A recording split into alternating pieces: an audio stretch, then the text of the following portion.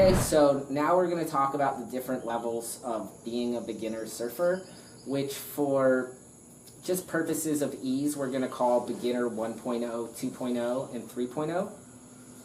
And I will define what in my eyes are those different levels so that you can find the relevant content on here and in my ecosystem for advancing through the levels. Beginner 1.0, literally you don't know anything about surfing for the most part. Maybe you tried it a few times, maybe you stood up in a surf school style lesson, very new. You don't know a lot of the language, you don't know much about the history of surfing or the history of the culture, and you don't know how to control your surfboard. Just basic, like most of the things to surfing are opaque to you. You haven't been doing it that long.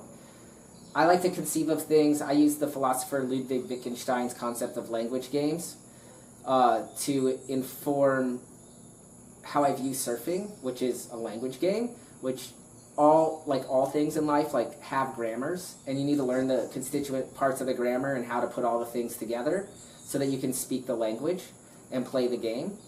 And so a beginner 1.0, again, doesn't have much of that grammar at all. They're just learning the ABCs, a few words, and starting to put sentences together. Going along the language games model, beginner 2.0 would mean you have some vocabulary. You can paddle a little bit. There's a lot of inconsistency. You sound like you're a foreigner speaking not your native language still. Pretty bad accent. And you just need a lot more practice to get better. But you're not the bear, but you've done it before. The practice is established. Beginner 2.0 also has a sense that surfing is for them. They're going to keep doing this. Sometimes you could get to beginner 2.0 or 3.0 and realize no, I don't have the time to progress past this, which is fine if that's something that you realize for yourself. Totally possible. If you're here, that's probably not the case. So a beginner 2.0, riding whitewaters, riding on the belly to the left and the right in the whitewater, and just starting to think about catching green waters out the back. They go out the back, but still wave judgment is very opaque, lots of purling, a lot of mistakes on the takeoff. So still really trying to get down wave judgment, taking off, going left and right consistently.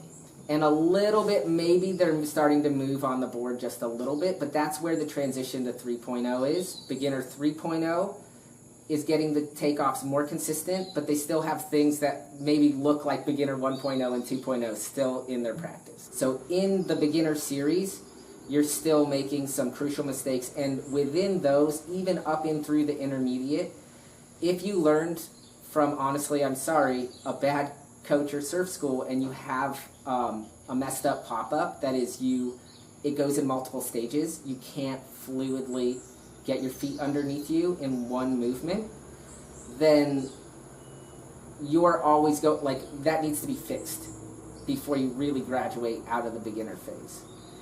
There's a strange outlying possibility that you could become an excellent surfer with a terrible pop-up. I've seen it very rarely, but even then in that kind of surfer, the pop-up is going to be arresting and alarming and take away from the grace and beauty of the overall surfing if you don't develop a nice, smooth, clean, soft, and effective pop-up.